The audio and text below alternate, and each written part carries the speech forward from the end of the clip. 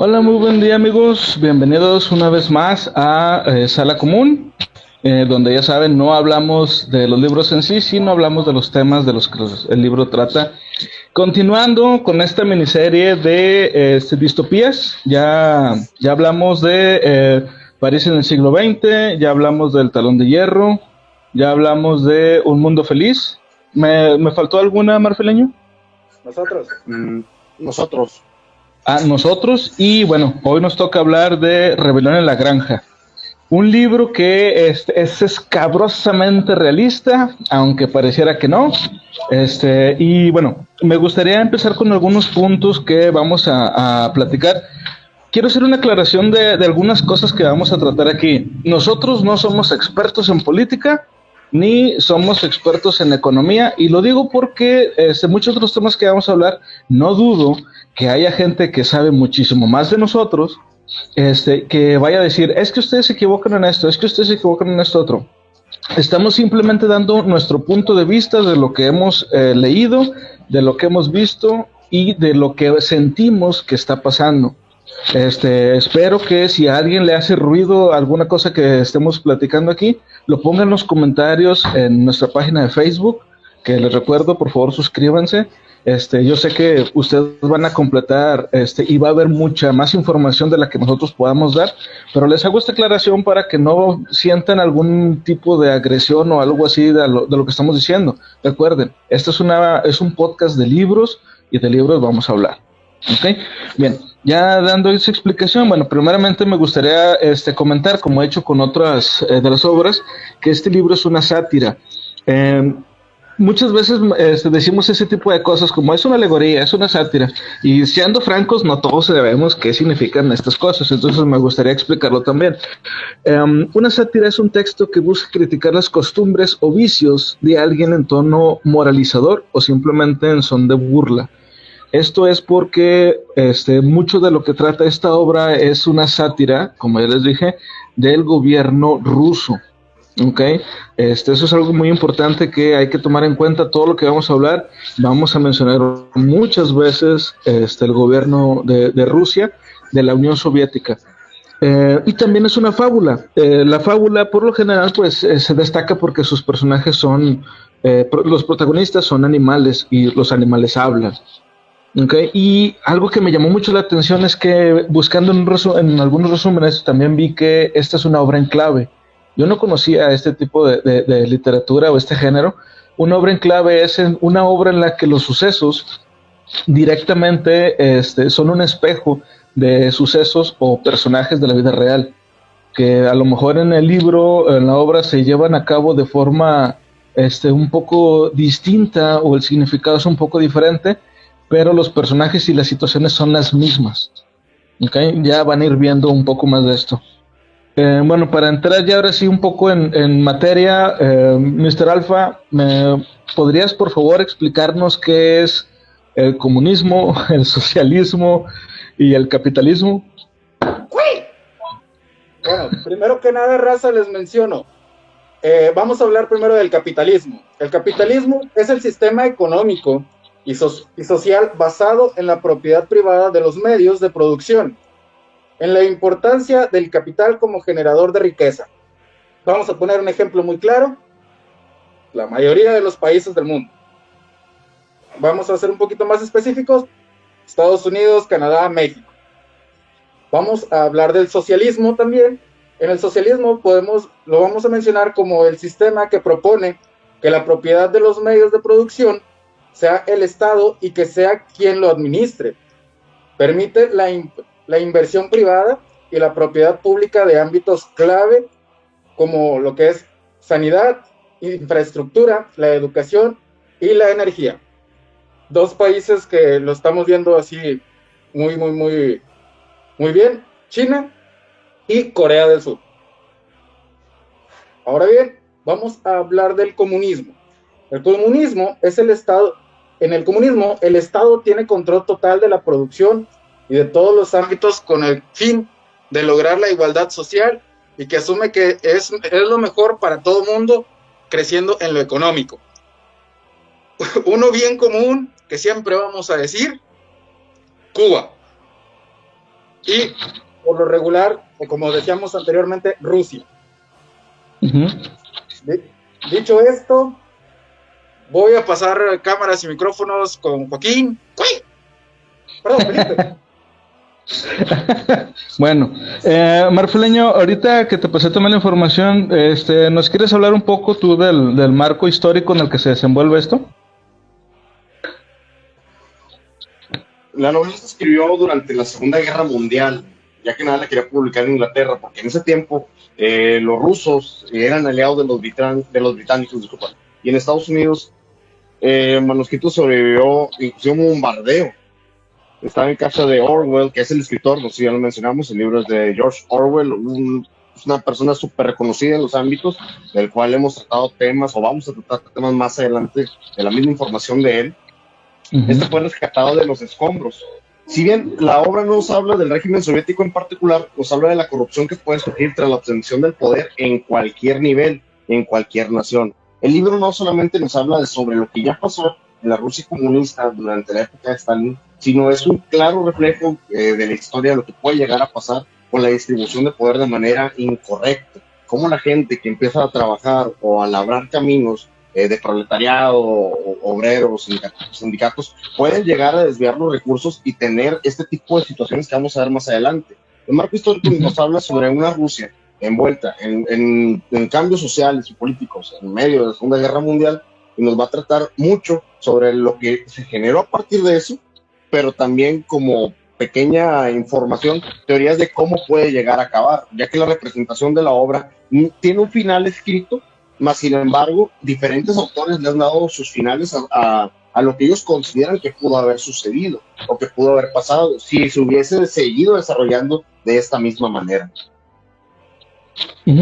Sí, de hecho, ahorita también mencionamos algunas de las, o vamos a mencionar más bien, algunas adaptaciones que se han hecho. De hecho, una de ellas fue financiada por la CIA. Y eso está bien canijo, porque durante muchos años no se supo eso. Hasta que, pues bueno, ya... Y ustedes saben cómo se maneja esto, de que el gobierno, cuando pasa por cierto tiempo, algunos documentos, pues los tienen que desclasificar, y la propia CIA ha aceptado que financiaron por medio de terceros la producción de una película animada de esta obra. Algo que me gustaría también comentar es que esta obra se puede considerar como una obra para niños, que a diferencia del mal llamado libro para niños, que es El Principito, esta obra es fácil de entender. Miren, me gustaría como quiera también explicar aquí algo. Mucha gente dice que el libro del Principito es un libro para niños, porque el personaje es un niño y muchas de las cosas que menciona pueden ser medio simples o sencillas. Pero otras personas dicen, no, lo que pasa es que el libro es una advertencia para la adultez. Bueno, entonces, ¿en qué quedamos? ¿Es un libro para niños o es un libro para adultos? Y ahora, eso no pasa con esta obra. Esta obra es tan sencilla y el mensaje que quiere dar es tan claro que un niño lo puede entender. No necesita saber absolutamente nada de la historia de Rusia y aún así entender que lo que está pasando, si es que está bien o que está mal, y no necesita ni siquiera que le expliquen. Dime, de hecho, en algunos países es parte del programa escolar, es parte de la materia que tienen que llevar, no diría niños tal cual, yo creo que es algo más para tipo secundaria, como se distribuye. Yo tuve la oportunidad de compartir la información con mi hijo es un preadolescente, tiene 11 años, va creciendo, la disfrutó tanto, empezó a entender conceptos tan básicos como la repartición de bienes, cómo la gente volteaba a ver a sus conveniencias, cómo cambiaban las palabras, cómo hacía una cosa y decía otra, y es tan sencilla que él la comprendió perfectamente sin pedirme una explicación más profunda a partir de eso, simplemente la disfrutó como es y dijo, ¿y sabes qué? Me deja pensando muchas cosas. Entonces es importante que sea parte de los programas escolares. ¿Por qué? Porque se les va a dar una manera de conciencia para que las futuras generaciones lo puedan entender y ellos empiecen a asociar las cosas poco a poco. Sí, y fíjate, y también esto es algo que me gustaría que mucha gente supiera. Digo, yo estoy segurísimo de que hay muchísima gente que sabe esto, pero en Estados Unidos esta obra, junto con 1984, que es la siguiente obra de Orwell, son utilizadas muy comúnmente y muy a pesar del propio Orwell, son utilizadas como una forma de mostrar o de demonizar el comunismo. Y le digo que a pesar con el pesar de Orwell, porque Orwell lo que quería era hablar del totalitarismo, que como ya hemos mencionado en otros podcasts, no es lo mismo. El comunismo es una forma de gobierno, totalitarismo es otra cosa totalmente distinta, aunque sí es una forma de gobierno, el totalitarismo no es una forma de economía, y el comunismo sí, es un sistema económico. Y bueno, otra cosa que sí me hizo bien interesante es que este es de los libros que son muy... perdóname, ¿aquí ibas a decir algo, Mr. Alfa? Sí. Antes de pasar a ese punto, y tomando en cuenta lo que ya mencionaste tú de este libro y de 1984, y lo que menciona Murphy, que lo pudo ver Ronnie, quiero mencionar una frase que es muy recurrente y que se da muy, muy común en muchas películas, muchos libros, muchas series. Aquel que no estudia su historia está propenso a repetirlo. Uh-huh. Sí. Sí, y precisamente es que aquí es donde viene, como decías muy bien, Mr. Alfa, esto va ligado a lo que iba a decir yo. Este libro es de los libros, no pocos, pero sí de los libros populares y que tienes acceso fácilmente gracias al internet, que otros países los tienen prohibidísimos. O sea, que si tú tienes este libro en países como Corea del Norte, o sea, fusilarte es lo menos que se pueden hacer. Entonces, cuando ven frases como, por ejemplo, en series como Doctor Who, que dice que quieres armas de destrucción masiva, aquí están las mejores armas en la biblioteca. Bueno, esta es una de esas armas que básicamente esto podrás decir que es el equivalente a una bomba nuclear literaria. Entonces, por algo está prohibida tanto en Irán, en China, en Birmania y como les decía al principio en Corea del Norte. Bueno, ahora, pues ya empezando con el tema en sí, el primer punto del que quiero hablar es que, como les decía al principio, esta obra originalmente nació, como tratando de retratar de alguna forma el socialismo corrompido por Stalin. Recordemos que durante lo que pasó de la Segunda Guerra Mundial y un poquito antes, porque como dijo Marfileño, esta obra se escribió durante la Segunda Guerra Mundial, o sea, todavía no terminaba, estábamos más o menos a la mitad. Creo que también lo habías mencionado, ¿verdad? Ahorita lo de los bombardeos, que el libro estaba, sí. El manuscrito está en la casa de Orwell. De Orwell y se rescató entre los escombros, porque fue todavía cuando en ese tiempo Rusia e Inglaterra todavía eran como que, pues no diría que compas, pero pues estaban luchando juntos. De hecho, apenas iban a ser compas, porque me acuerdo que, fíjate con la ligereza con la que decimos esas cosas, Hitler y Stalin habían firmado un tratado de no agresión. Entonces era de que, bueno, pues acá calmadas las aguas, no nos metemos ni tú ni yo, pero como pues ya viendo cómo iba evolucionando la guerra y a Hitler se le ocurrió atacar a Rusia en invierno. Pues, en invierno, muy conocida esta historia, por supuesto. Bueno, entonces pues Stalin firma unos tratados por ahí con Churchill para hacerles el paro. Entonces esa es una de las razones por las que, como decía Marfileño hace un momento, este libro no lo querían publicar en Inglaterra porque pues se iban a meter en problemas. En ese tiempo Inglaterra también estaba con la censura, todo lo que da, pero con esa onda de los rusos, porque pues querían hacerse bien amiguis y no podían ser amiguis si empezaban a hablar mal de ellos. Entonces, bueno, digo, es parte del por qué, para que sepan en qué medio se desarrolla esto. Bueno, ahora ya empezando con lo de la explicación de que es una novela en clave. ¿Quisieras tú empezar con algunos de los personajes, Mr. Alfa?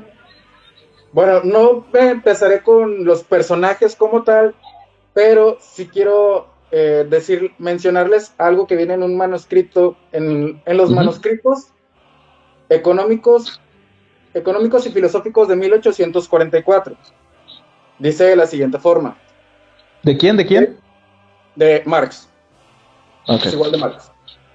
Dice, de esto resulta que el hombre, el trabajador, solo se siente libre con sus funciones de animal, en el comer, beber, engendrar y todo aquello que toca en la habitación y en el altivo. En cambio, sus funciones humanas se sienten como animal, lo animal se convierte en lo humano y lo humano en lo animal. Esto va a ser una frase clave que nos va a ayudar para comprender lo de los personajes. Ah, sí, sí, sí, porque se dice por ahí las malas lenguas que de esta frase Orwell sacó la idea de que sus personajes para este libro fueran animales. Digo, no es algo que esté comprobado al 100%, pero pues como vamos a ir viendo un poco más adelante, digo, Orwell no era ningún pelele, era una persona muy estudiada, que era, si no mal recuerdo, hijo de aristócratas. Y, o sea, era una persona estudiada, pues, entonces, sabía de esto. Era muy probable que hubiera leído esta frase en algún punto de su vida. Pero bueno, ¿quieres entonces empezar tú, Marfileño, con los personajes? Claro que sí. Hablamos con el cerdo viejo mayor, que es Marx y Lenin. Se describe como que él muere antes de que suceda todo esto, en representativo de que ellos no vieron concretado la revolución correspondiente. El señor Jones vendría siendo el zar Nicolás II. Esto también representaría por la revolución animal o la revolución en contra del señor Jones, es la revolución bolchevique de 1917 contra el zar. De hecho, ya hablamos en algún momento sobre Yevgeny, que ahí andaba sufriendo los estragos de uno y otro, el autor del libro de nosotros, nuestro amigo Yevgeny, andaba sufriendo porque lo consideraban parte de uno y de otro, pero por si las moscas lo encarcelaron un par de veces, por el gusto y porque se puede. Aquí quiero hacer un paréntesis chiquito, porque hay mucha gente que probablemente no sepa quién era Nicolás II. Nicolás II es el papá de la duquesa Anastasia, que tiene su película y todo eso, y tiene su mito y todo eso. De hecho, el marco de la película inicia durante la Revolución Rusa, inicia durante el destierro del zar Nicolás cuando destruyen el palacio. Eso es parte de la revolución del proletariado contra el zar. Sí, los bolcheviques. Después vamos a nuestros personajes principales, que son los cerdos. En este caso hablamos de dos personajes históricos existentes y un representativo, que el primero de ellos es el cerdo Napoleón. Estamos hablando de Stalin, Snowball, que es Trotsky, y el tercer cerdo es Squealer. Squealer no es un personaje histórico real, no es una persona. Squealer es la representación de la propaganda rusa a favor de Stalin. Él simplemente es un representativo al ser vocero y al mismo tiempo como el primero en levantar la mano para adorar y alabar las cuestiones del camarada de Napoleón. Él no es un personaje, no es una persona, discúlpame, sino es representativo de la propaganda que se le hacía a favor de Stalin en ese tiempo. Una cosa muy curiosa, cómo transformó una industria a un personaje que interactúa con los demás, Muy sí, interesante cómo lo pudo manejar Orwell. Aunque fíjate, o sea, es que, siendo honesto, o sea, ya cuando ves las cosas en retrospectiva, cuando ya ves, por ejemplo, la guerra, en este caso, pues la revolución de 1917, que ahorita ahondamos un poquito más ahí, ya cuando lo ves en retrospectiva, ves como que la guerra fue, digamos, la película, y todo lo que se llevó a cabo dentro, ves como que son los personajes de todos modos, porque quieras que no, Squealer, aunque, como ya se ha dicho, es la representación de la propaganda que se hacía de un periódico. ¿Cómo se llamaba, Mr. Alfa, el periódico?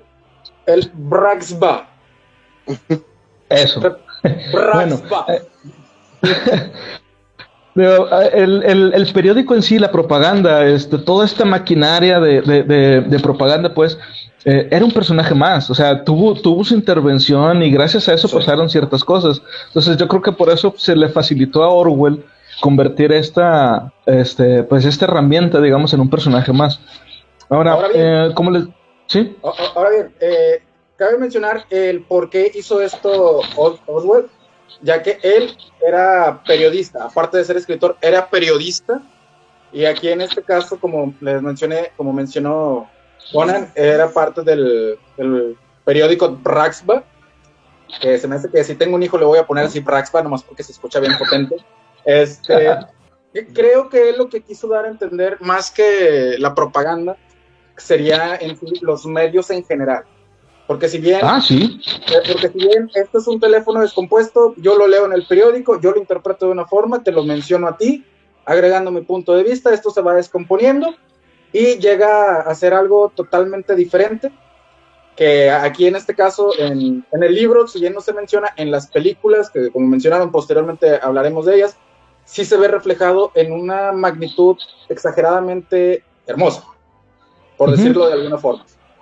Sí, y fíjate, yo ya sabía desde que estábamos haciendo los puntos de los que íbamos a hablar, yo ya sabía que aquí en Squiller nos íbamos a quedar un poquito más, porque es que es lo que hemos estado viendo muy seguido. O sea, por ejemplo, mucho de lo que vamos a hablar pues también digo, va a tener que ver con el cómo vivimos aquí en el país en el que estamos.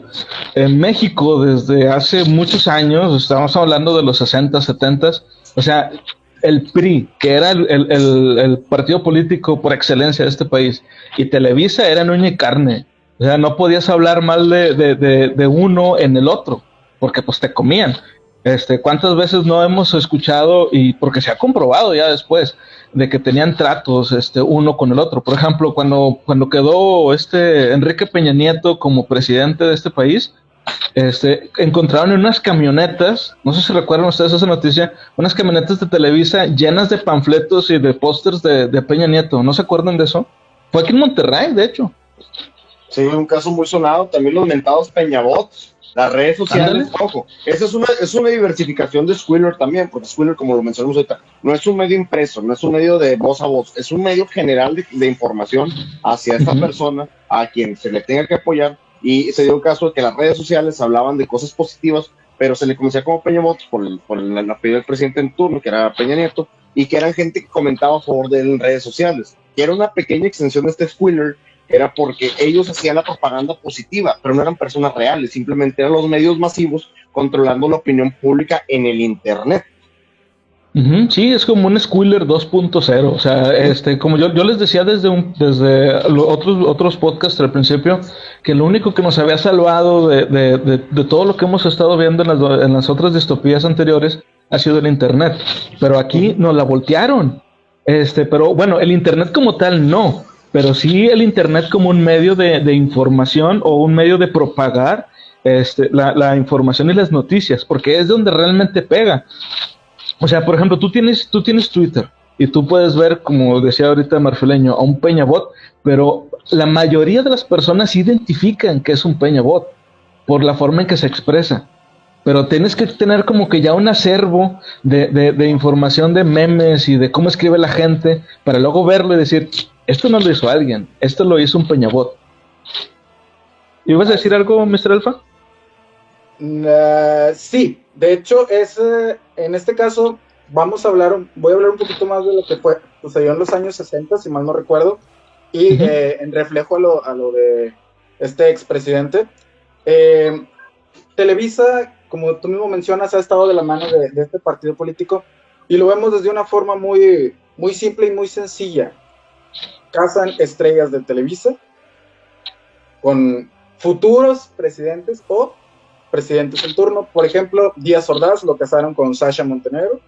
No, Sasha. Sí. Y en este caso casaron a Peña Nieto, como ustedes mencionaron, con la Gaviota. Con la Gaviota. Así de simple. Y seamos realistas, esto es una novela. Así tal cual. Es un square, como mencionamos, pero aquí en este caso manejado de otra forma con la finalidad de hacerte todo que fuera como un arco iris, todo bonito. Sí, y fíjate, o sea, ya aterrizando esto un poquito más a su fuente de origen, que pues en este caso es Rusia, digo, mucha gente, si te pones a ver documentales sobre cómo viven los rusos actualmente, hay un montón de gente que apoyan y quieren a Putin. Y no nada más dentro de Rusia, o sea, también gente de afuera. Si tú ves un video de Putin, hasta, mira, no me lo van a negar, hasta sonríes de verlo, porque tiene una forma de actuar, o sea, se ve que es una persona muy educada. No estoy hablando, no estoy haciendo propaganda de Putin, sino que estoy diciendo que es lo que muestran. Muestran que es una persona muy educada, una persona que sabe, una persona que da buenos consejos. Digo, quién sabe ya si en la vida real será así realmente. Sí, tiene porte. Pero eso no es más que lo mismo que hacía Squiller con Napoleón. Lo hacen quedar bien. Hay mucha gente dentro de la misma Rusia que notan esas cosas y sí te lo dicen. O sea que es que Putin no es que sea un buen presidente. Lo que pasa es que tiene un muy buen marketing. lo saben vender. Es Y parte más muy gente lo importante reproduce.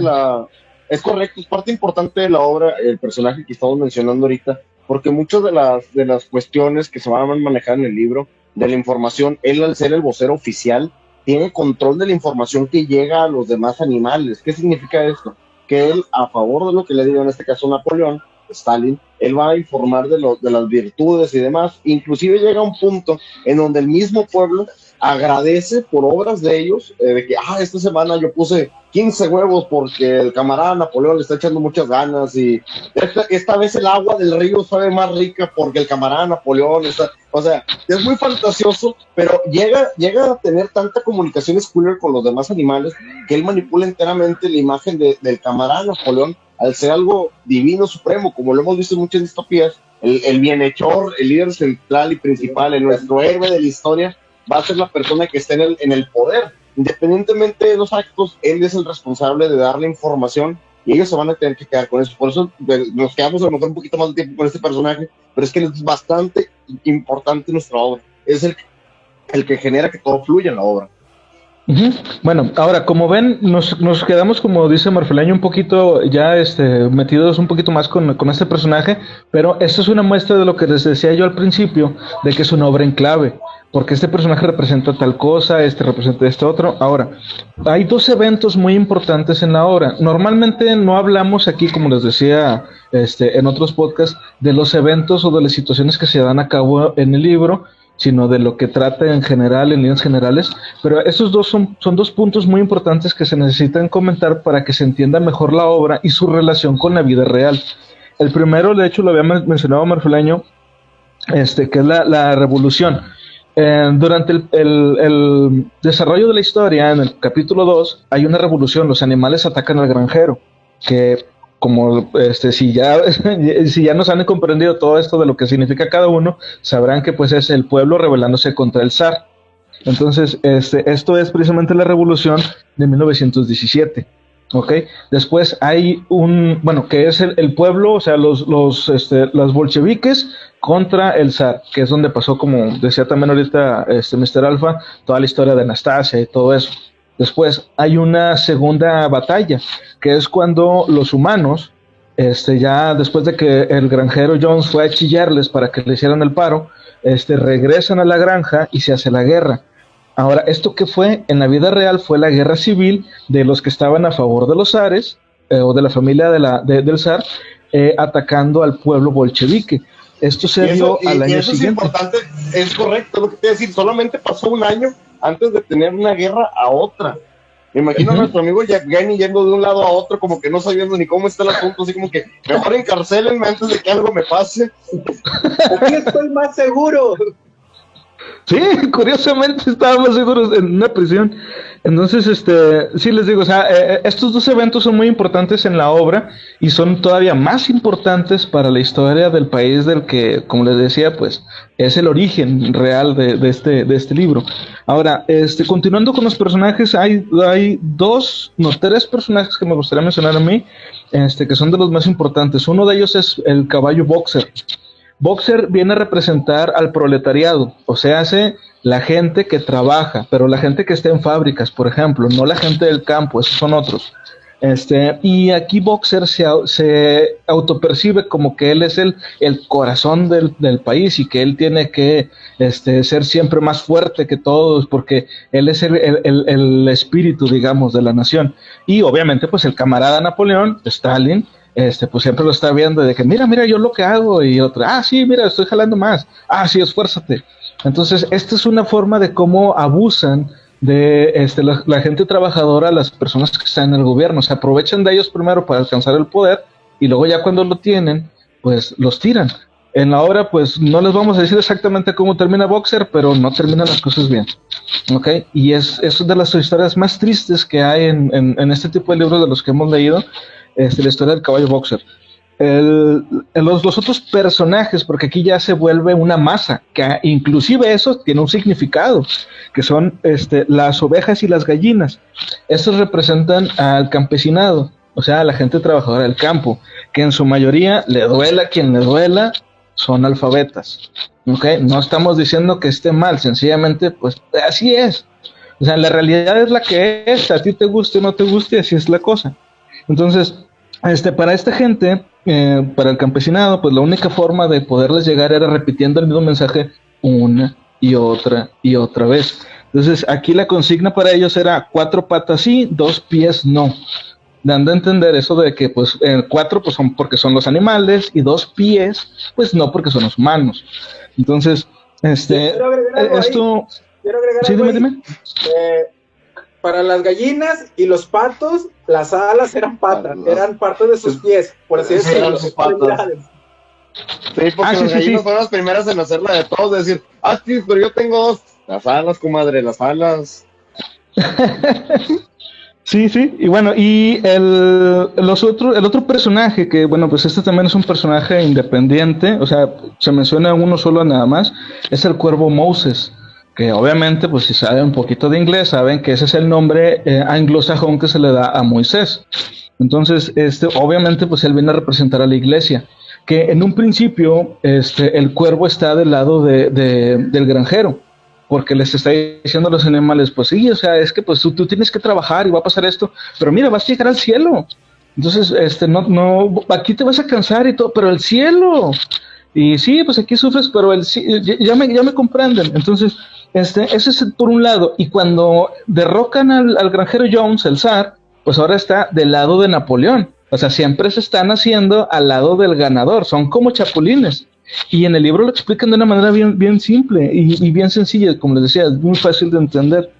Entonces, nada más que aquí en este libro viene a representar la Iglesia Ortodoxa rusa, que no es el mismo que los cristianos, ni son los, Cristiana, católica. ajá, ni los católicos, exacto. Este, y, y bueno, ya de ahí, pues, quedarían nada más es importantes, el burro Benjamín, que en este caso, pues, viene a ser, el sector intelectual. Esta parte, digo, no sé si la quieras explicar tú un poquito más, Marfeleño, porque digo, sí, es importante, pero digo, creo que siento que hablé ya mucho yo. Ok, bueno. El burro Benjamín es al lado de Boxer, son de los animales que más se representan como trabajadores de los mismos.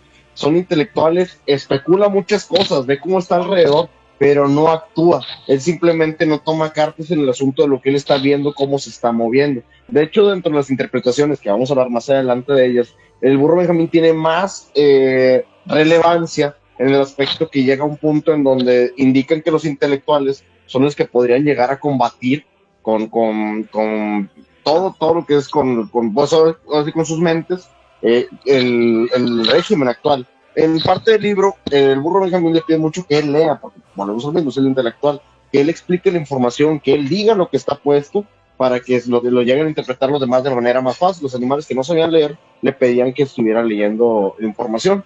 Hay una frase que nos había compartido Felipe que dice, los burros viven mucho tiempo, ninguno de ustedes ha visto a un burro muerto. Ah, sí, está bien, bien, bien denso. Sí, porque el burro Benjamín, como decía Marfileño, o sea, él ha visto todo. O sea, él vio cuando estaba el granjero Jones, el zar, y él está viendo también cuando ahora está Napoleón, Stalin, y no actúa ninguna de las dos. Pero él no actúa porque, pues también, o sea, él actúa por su supervivencia. Y él sabe que los imperios crecen, se levantan y caen. Entonces, ¿para qué interviene? Si él sabe que o sea, él tiene su lugar asegurado, digamos, y eso lo podemos ver en todos lados. O sea, realmente, no importa cuál sea el sistema político que tenga una nación, siempre van a necesitar de gente estudiada, de catedráticos y todo. A lo mejor no para educar al pueblo, pero sí para educar a los hijos de los que están gobernando. Ok, el Sí, sí, siguiente sí. punto es súper interesante. Son los perros. Yo creo que la mejor representación que pudo haber sido. Aquí hay dos representaciones de la policía, pero como lo hablamos anteriormente en el libro de nosotros o en el libro fue en el del Talón de Hierro, son los obreros de primera mano, son los obreros que siguen siendo obreros, siguen estando trabajando, pero el Estado los empodera un poder tal que les permite realizar ciertas cuestiones porque ellos laboran directamente para el Estado. No son parte del proletariado, son parte del control y de lo que se tiene que hacer. Entonces, los perros es la nueva generación de perros. En este caso, cuando inicia la novela, matan a uno de los perros de la granja, deja cachorros, y esos cachorros fueron criados enteramente para obedecer a Napoleón. los quería Napoleón de esta manera. ¿Para qué? Para que tomen acciones y represalias contra la gente que esté en contra de sus ideas. Ellos mismos le ayudan en algún momento en algunas de las trifulcas, pero personalmente los utiliza como guardias, como verdugos, como personal, pues ahora sí que de protección para sus intereses. Ujú. Al tener el Estado una seguridad con la policía, no lo van a atacar o no se van a querer rebelar, ya que el pueblo, ya sean las gallinas, los patos, no van a querer rebelarse contra algo que ellos no pueden enfrentar, y mucho menos porque son montoneros. Sí, eran Fíjate. 9 contra 1. Fíjate, a mí lo que me extrañó un poco es cuando leí por primera vez este libro, es que no pusieran a los perros como los militares, sino específicamente son como policías. Porque nada más se encargan de cuidar, pues ahora sí que el ganado, los animales de dentro de la granja. Y digo, cualquier persona que conozca un poco de rock ha visto alguna vez los videos de Pink Floyd. Hay un video que es el de The Wall, en donde hay una escena donde se están peleando, pues ¿cómo se puede decir? Una persona que está haciendo como protesta, y luego llega un policía y le pega, y cuando le pega se va transformando como en un perro. Digo, amén de que Pink Floyd ha sacado un disco enteramente dedicado a esta obra, pero a lo que voy es que Animals, ajá. Digo, a lo que voy es que se ha visto esta misma representación de los perros como policías en otras obras de otras personas que quién sabe si realmente hayan leído el libro, pero como que es algo que ya lo traes, o sea, como que ya viene ese de que, mendigos perros, y tú sabes que están hablando de policías, y pues que son, y aparte que son bien montoneros también, digo, pues es su jale, digo, también no nos vamos a poner de irrealistas, de que no, es que defiéndanse, levántense contra, no, es su trabajo, pero yo creo que también en las noches no han de dormir bien. O sea, viendo también lo que, oye, estoy yo todo equipado, tengo escudos, cascos, y esta gente está ahí medio mal comida, y fíjate cómo los tratamos. Digo, no sé, espero realmente que sea así. Ahora Bueno, sigo ya para... Mr. Alfa. sigo yo con los personajes. Dale. Y más porque este me agrada. El señor Frederick. Espérate. Como dijo Marfileño, no hay forma de que no hablemos de... Bueno, el señor Frederick Hitler. representa a alguien que a mí me gusta y siempre lo voy a mencionar cuando hablemos de estos temas, y dijo del tío Murphy, siempre lo vamos a sacar.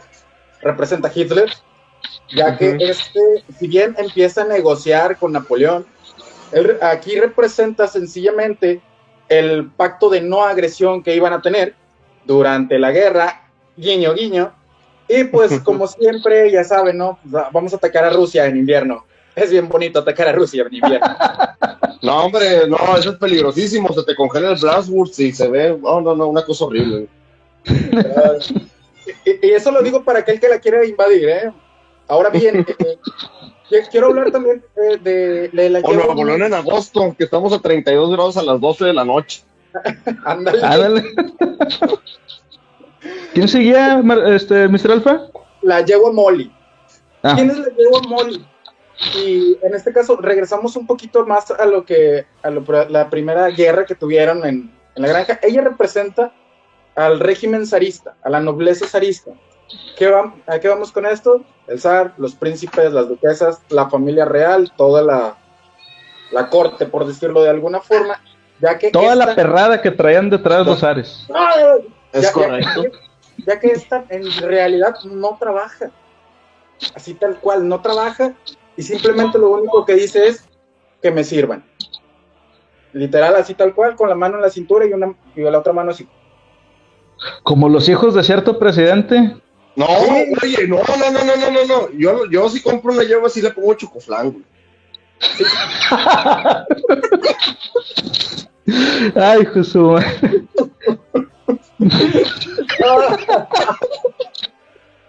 Pero sí, o sea, es que son esos, están ahí holgazanes, no hacen nada ni para bien ni para mal, y nomás están chupando del erario, pero bueno. ¡Puchi! Bueno, a ver, el último, aviéntate el último. Claro que sí, ya por último está el señor Pilkington, ¿sí lo pronuncié bien? Sí, creo que sí. Sí, Pilkington. Pilkington. Este representa a Churchill a la hora de la alianza con con la URSS, con Rusia e Inglaterra. Aquí jugando las cartas de inestabilidad. Aquí directamente, creo que aquí mis compañeros más letrados que un servidor les pueden dar un mejor contexto. Bueno, mira, yo aquí más de lo que recuerdo, digo, aparte, digo, en la obra es muy obvio lo que pasa, casi al final con este personaje de Pilkington y Napoleón. Ya sabemos que Napoleón, insisto, es Stalin, el señor Pilkington viene a ser Winston Churchill. Realmente no se llevaban bien. O sea, ellos mismos sabían que esa alianza que habían hecho para derrotar a Hitler, para derrotar a los nazis, era muy inestable. De hecho, no me acuerdo dónde escuché, dónde leí, que cuando derrotaron finalmente a Hitler, Churchill dijo, y ahora que no tenemos a un enemigo en común, nos vamos a ver mal entre nosotros. Y se vieron frío, y se vieron con una mirada fría. Pero fría. Donde años después vino la Guerra Fría. Sí, y les digo, o sea, en la obra se nota mucho. Lo que sí me extraña es la forma en que Orwell se pudo adelantar a este suceso, porque si bien en la obra pasa algo muy específico con estos dos personajes, recordemos que la obra se escribió y se publicó todavía cuando la guerra se estaba llevando a cabo. Y lo que pasa es que es calcadito a lo que ocurrió en la vida real. Pero bueno, ahora, otra cosa que me gustaría mencionar, bueno, el siguiente punto sería el partido político que crearon los animales, que sería el animalismo. Marfileño, ¿alguna opinión acerca del animalismo? Fíjate que el animalismo yo lo veo mucho como en su momento se ha dado la representación del comunismo, no en sí del estalinismo, de la cuestión de Stalin, que yo sé que la obra se refería directamente al impacto que tenía Stalin sobre el control totalitario del mismo, sino como el comunismo. ¿Por qué? Porque en muchas de las obras que hemos visto quieren expandir la información, quieren educar a los salvajes, quieren compartir ese mismo tipo de comentarios, y al igual que pasa en el libro, va a haber quien te diga, ¿sabes qué? Yo estoy muy bien, tus ideas están bien locas, la verdad no me sirven. Oye, ¿sabes qué? Yo sí estoy batallando, me interesa lo que tú quieras ofrecer, vamos a dialogarlo. Y la tercera, quien diga, oye, eso es una aberración, eso no está bien, realmente están mal de la cabeza. No simplemente que diga, yo estoy bien, sino que refute totalmente las ideas que tú tengas. Lo veo más como ese tipo de situación, ya que ellos el animalismo lo querían expandir a otras granjas, como se maneja en el libro, querían dar esa información a que la llevaran a otras granjas, siendo que esto, como parte del comunismo, las invasiones de países que son vecinos de ellos, en todo caso, yo lo veo de esta manera, más representativo del comunismo que de la idea general de Stalin, sino como una base ya para un comunismo ruso como tal. Sí, es que como les decía en el punto anterior, o sea, recordemos que este libro cuando se escribió todavía no terminaba la Segunda Guerra Mundial, y como dice Marfileño, o sea, aquí de lo que hablaban el animalismo era el estalinismo, o sea, que era la forma de gobierno que Stalin estaba imponiendo, en Rusia, que no era más que, bueno, pues autocracia y autoritarismo, pero después de que se acabó esto de la Segunda Guerra Mundial, ahí fue cuando entró ahora sí ya el comunismo como tal, o sea, como lo conocemos ahora. Antes era el estalinismo, y por eso aquí pues es el animalismo, que pues es una forma de que, o sea, nosotros como animales estamos bien, nosotros como rusos y como la Unión Soviética estamos bien, ustedes como no animales están mal, ustedes como no comunistas están mal. Que de todos modos otras formas de gobierno de otros países aplican exactamente la misma, sin importar qué forma de gobierno tengan. Y pues decir algo, como dijo el papá de Matilda, ¿no? De que yo estoy bien, tú estás mal, yo estoy grande, tú pequeño, yo sí sé, tú no sabes. Lo mismo. Ándale, exacto. Y si lo aplicamos a cuestiones del cine con la película de Matilda, ahí podemos verlo, y con un ejemplo bien sencillo. Sí, o sea, el dar por hecho que yo por adulto estoy bien y tú por ser niño estás mal, esa es la forma que tenían de poner, precisamente, o sea, el no dar cabida a que a lo mejor yo estoy mal y tú estás bien, el no dar cabida a eso es el totalitarismo, o sea, eso es la forma de gobierno que estaba imponiendo Stalin, que era la que estaba imponiendo en la novela Napoleón. y que eso es con lo que se supone que había que luchar. Pero pues como vemos realmente en ciertas cosas de la vida, pues nos hacen ver y pensar que eso es lo que está correcto. Ahora, ¿ibas a agregar algo más, Mr. Alfa? Bueno, un poquito dentro de, recordando las pláticas que tuviste con alguna de nuestras amigas en su momento, el mensaje se sigue dando, y se sigue dando en distintos países, en distintas circunstancias. Se los menciono así tal cual. Un servidor estudió en una escuela que era patrocinada, de hecho, por un partido así tal cual. Yo también. Yo estuve en Sí, era lo que iba a mencionar. El tío Murphy también, es que no estaba. Y si te dan la educación como tal, también te dicen, oye, nosotros predicamos esto, pero no te vamos a obligar a que lo tomes. Así, y es cierto, aquí el tío Murphy nos puede mencionar, en la misma preparatoria nos dicen, esta es la forma en la que hacemos las cosas. Un ejemplo bien sencillo, nos mandaban a marchas, nos pedían... Con puntos sobre promedio, ¿eh? Sí, y nos obligaban a llevar una playera en color rojo, y cada que gritaban ciertas consignas, nosotros teníamos que responder como tal, con la finalidad de que se viera el movimiento, pero aún así no te obligaban como tal a que tomaras esas doctrinas. O sea, estaría con madre si lo haces, pero si no, no hay pedo. Sí. ¿Es correcto? Así es. Sí, es correcto. Vaya. Bueno, que es lo que hablamos en el libro pasado de Un Mundo Feliz. Se obtienen más moscas, se atraen más moscas con miel que con hiel. Uh-huh. Bueno, el siguiente punto... todas las materias en primeras. A la primera. Claro. El siguiente punto es algo bien interesante porque lo vemos, al menos aquí en México lo podemos ver todos los días, sale a cada rato en televisión, que es esta situación de los animales cuando ya se libran del granjero, o sea del zar, crean sus propios mandamientos, que eran pues digamos sus leyes. Al principio eran muy sencillas y muy simples, muy fáciles de entender para todos. La intención era que todos lo comprendieran. Se los voy a leer para después explicarles qué fue lo que pasó después.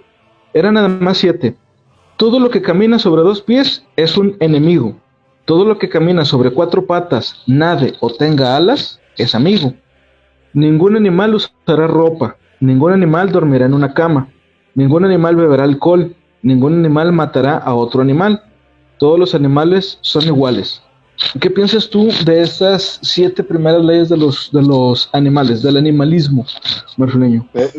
Prácticamente te estaban describiendo una situación utópica donde aquí todos somos iguales, tenemos que seguir las reglas, tenemos que tener sobriedad, tenemos que tener cierto control entre nosotros, no atacarnos. Realmente las reglas son muy sencillas, pero al mismo tiempo de ser sencillas y de faltarles como algún tipo de argumento, porque fueron hechas muy al vapor, van a tener más ya lo dijeron hace un poquito lo mencionamos, de que 2 patos están mal, no, pero es que los patos tienen, bueno, las vamos incluyendo, hay que ir modificando ese tipo de situaciones. ¿Qué pasa con este tipo de reglas? Al ser tan básicas y tan sencillas, deben de entenderse para los grupos más pequeños. Digo, ahorita hablábamos de las ovejas también, que nos tenían repitiendo las reglas que ellas tuvieran que entender. ¿Sabes qué? Con que tú me entiendas que 2 patas está mal y 4 patas está bien, con eso tengo. Tú nomás repítete eso todo el día y vamos bien.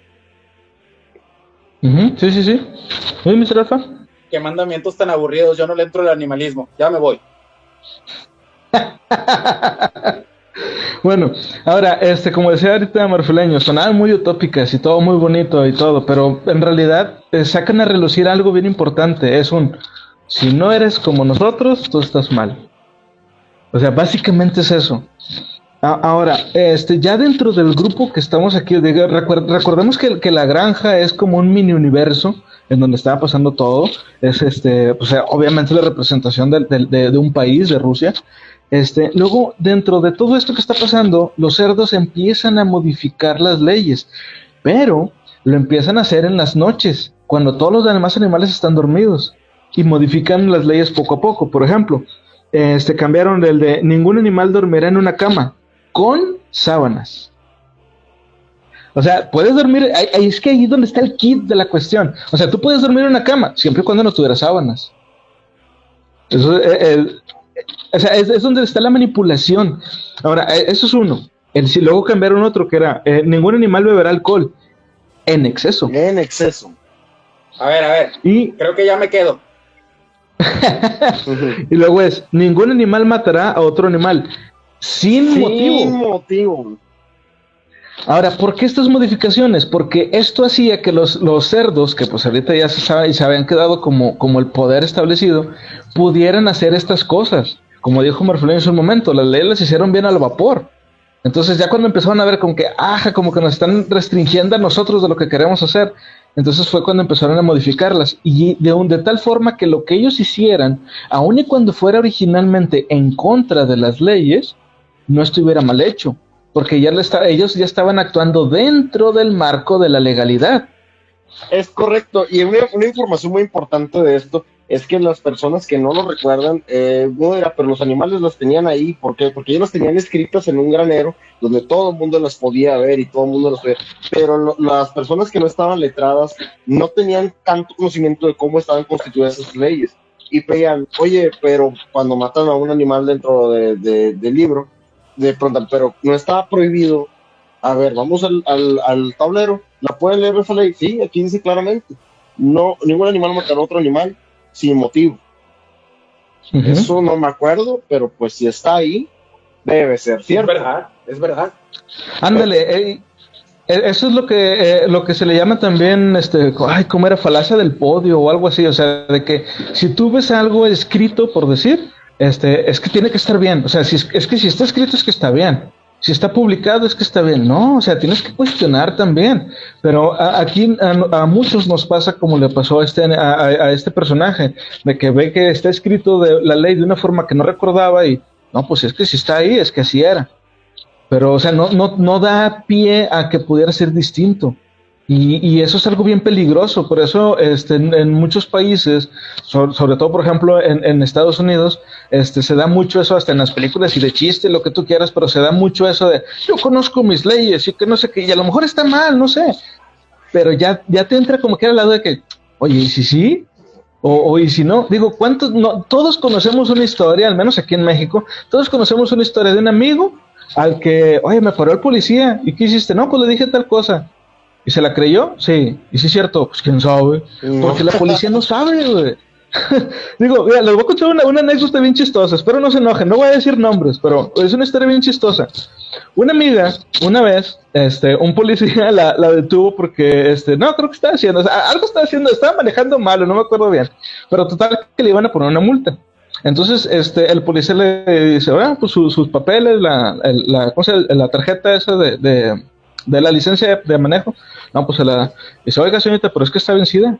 Y me dice, la madre. Y en eso va llegando otro camarada con ella, porque se iban a ver ese día. Y llega mi camarada, ¿qué pasó? Dice, no, es que me dice el policía que está vencida. Yo no sabía que se vencía. Esa fue la excusa de ella, no, según que no sabía. Entonces mi camarada le dice al policía, oiga, pero según con esa seguridad, yo tengo entendido de que la tarjeta tiene hasta 3 meses para renovarla. Y el policía así como que, no, sí, yo sé, pero mire, es que total que para no hacer ese cuento largo, pues mi amiga y mi camarada se salvaron de una multa y se fueron. Ya después, cuando nos estaban platicando nosotros esa historia, nos dice mi amigo, es que yo hice esto y le platiqué a un camarada. Y el vato le dice, oye, güey, es que utilicé tu truco que me enseñaste, estuvo con madre, qué bueno que te sabías esa cosa. Y dice, güey, yo te lo inventé, es puro pedo. O sea, no es cierto lo de los 3 meses. Si no, pues el policía se la creyó. O sea, ahí vemos el desconocimiento que tiene la misma ley sobre sí misma.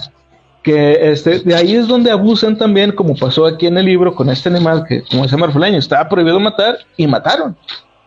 ¿No, Mr. Alfa? Aquí entra algo que a mí me gusta mucho cuando están los juegos de rol y están las leyes en juego, y entra donde lo que mencionas tú de las películas en Estados Unidos, las lagunas legales. Sí. Que aquí sí. no se da. Aquí no se da. No. es invención mía. No. Y los tecnicismos tampoco. No, menos. Menos. Ahí dice claramente que ningún animal beberá alcohol en exceso. Tecnicismo. El exceso es algo técnico. ¿Quién te dice el nivel de tecnicidad que tiene que tener? ¿No? Ahí es variable. ¿Cuál es la forma en que mides el exceso? ¿Qué es exceso para ti? El exceso está en la mente. La única cantidad peligrosa es 0, lo dijo Homero. Exacto. Bueno, total que con esto de las leyes al final quedó solamente una ley, que esto es algo que aplican muchas personas, tristemente aquí en México al menos, que como les digo, pues hablamos de este país porque pues aquí vivimos y esto es lo que vivimos día a día, lo que sabemos, es todos los animales son iguales, pero algunos animales son más iguales que otros. Está bien fuerte esta frase porque, como les decía, o sea, es que son cosas que tú ves. Por ejemplo, te dicen de que no, es que los hombres y las mujeres son iguales ante la ley. ¿Y sí? O sea, neta.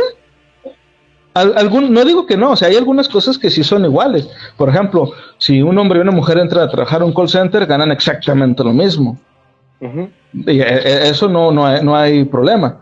Pero si un hombre golpea a otro hombre, ahora, pero si un hombre A golpea a un hombre B, pues los dos se dan y se van. Pero si un hombre A golpea a una mujer B, ya no va a ser así. O sea, ya se empiezan a meter en otros pleitos. Digo, y no es el único caso. Lo mismo pasa con otras cosas, por ejemplo, también en las escuelas. No tratan igual a un niño que a una niña. O sea, seamos francos, no los tratan igual, ni entre amigos se tratan igual. No, yo fíjate que el punto yo lo veía más hacia el lado del clasismo. Yo creo que la manera más fácil de explicarle a un niño de algún tipo de aristocracia, que te digo, oye, ¿por qué yo tengo los lujos, tengo esto y ese niño no los tiene? Y la respuesta más tonta que le pueden explicar, pero que es que todos somos iguales, pero unos somos más iguales que otros. Es una cosa demasiado tonta, pero yo creo que va más enfocada en la distinción de clases, en este caso de la gente de las esferas de arriba, de la élite. Cómo describen a todos somos iguales, pero algunos somos más iguales a otros de nuestra misma categoría, como explicando prácticamente. Todos nos debemos parecer, pero pues sí hay sus niveles, sí hay sus escalones. ¿Qué vas a decir, Mr. Alfa? Voy a dar un ejemplo bien burdo, pero creo que este ejemplo burdo es más que explícito para todos. Aquí en México hay 2 programas televisivos que hasta cierto punto para muchas personas es como que es neta, pero ahí te habla directamente del clasismo como tal. Uno es La Rosa de Guadalupe y el otro, como dice el dicho, así tal cual. No tengo nada en contra de esos programas, les menciono, pero yo sí. Yo sé que tú sí, por eso menciono que yo no. Pero ahí es donde se puede ver muy frecuente esto de la ley de todos somos iguales, pero unos más iguales que otros. Sí, no, o sea, es que es como también decía Rito Marfeleño, o sea, viéndolo desde el lado del clasismo, porque es que esta frasecita se puede ver en muchos niveles. Exactamente. Entonces, por ejemplo, multinivel. Ándale, sí, o sea, en lugar de cruzar así, a la sociedad la cruza así, o sea, va para arriba. Mira, por ejemplo, si tú ves en un 7, si tú ves en un 7, un Oxxo, que entran personas con la piel más blanca y personas con la piel más oscura, siempre vas a ver que un vato de los cajeros se va atrás, donde están las puertas de los refrigeradores, para ver qué está pasando. Y nada más ve a los que están prietos. Siempre vas a ver eso. Ahora, obviamente también depende de la zona en donde estés.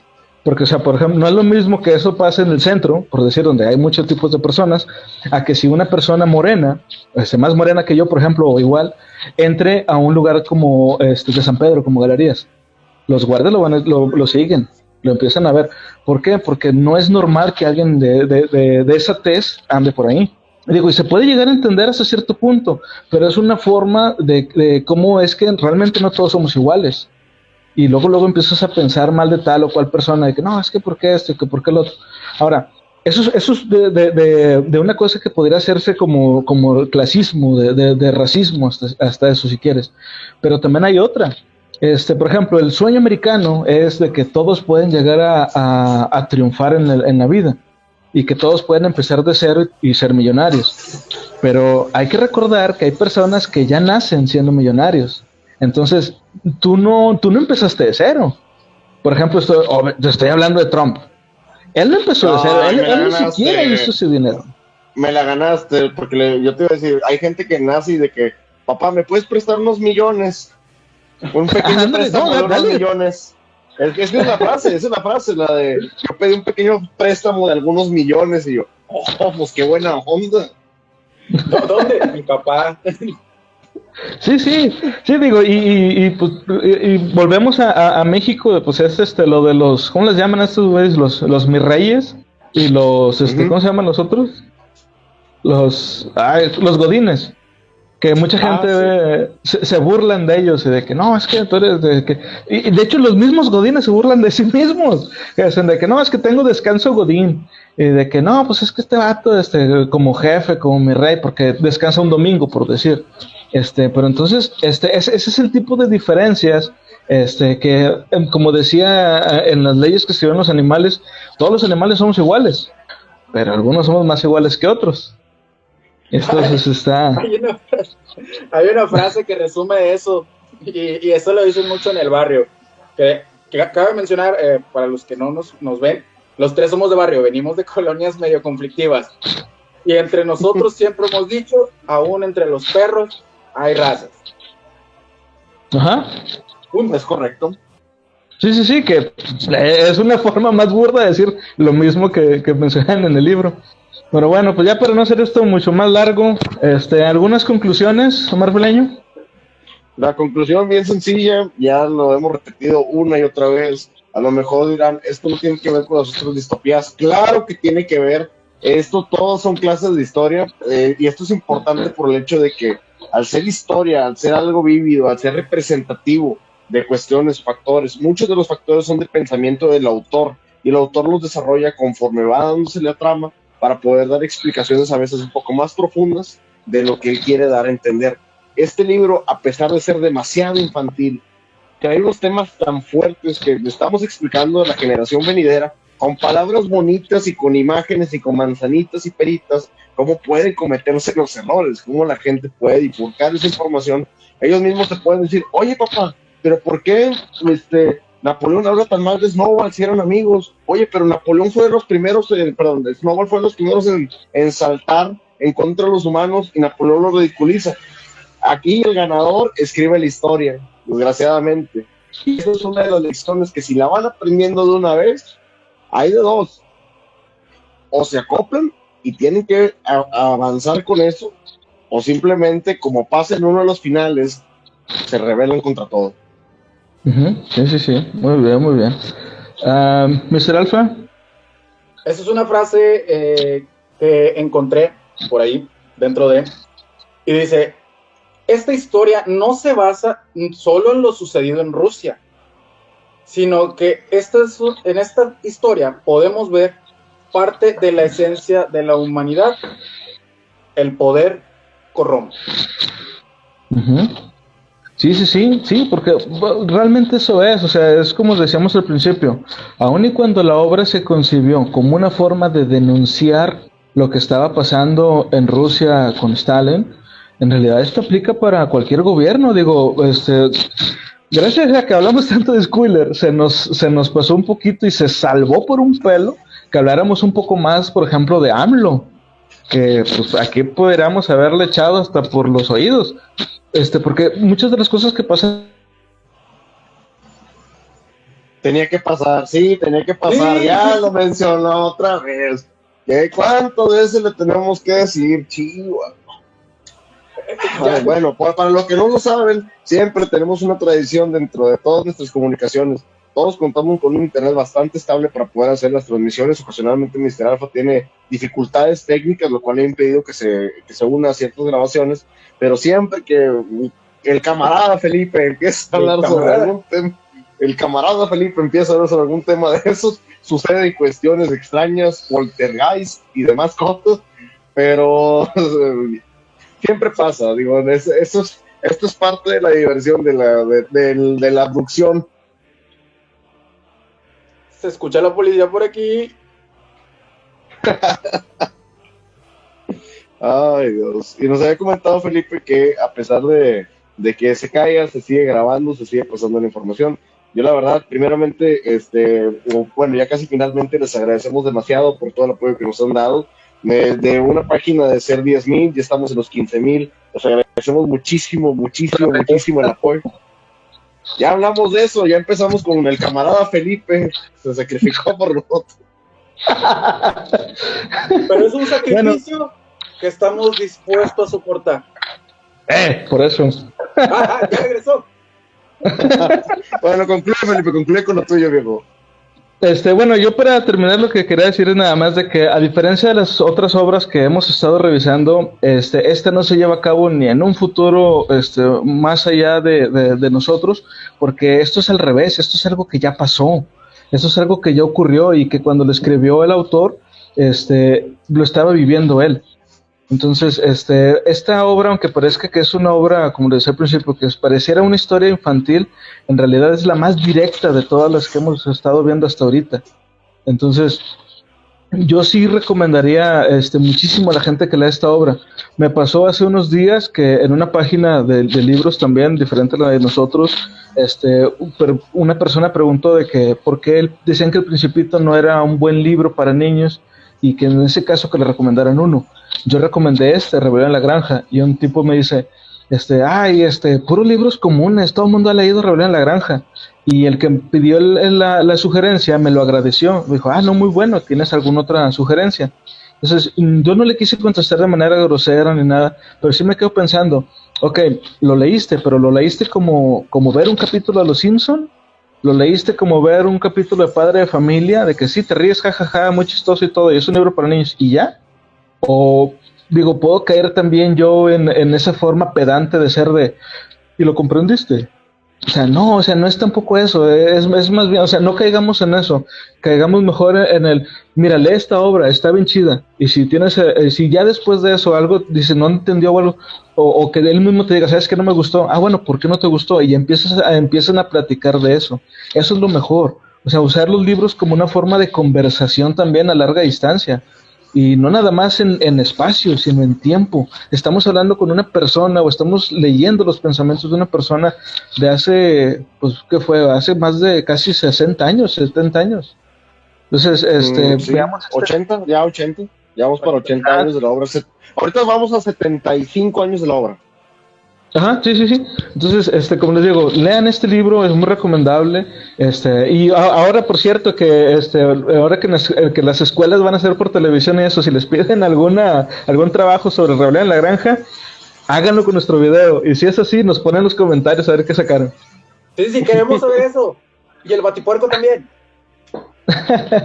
Bueno, pues nos despedimos. Muchas gracias por acompañarnos. Espero que lo hayan disfrutado. La próxima semana, ¿cuál viene, Marfileño?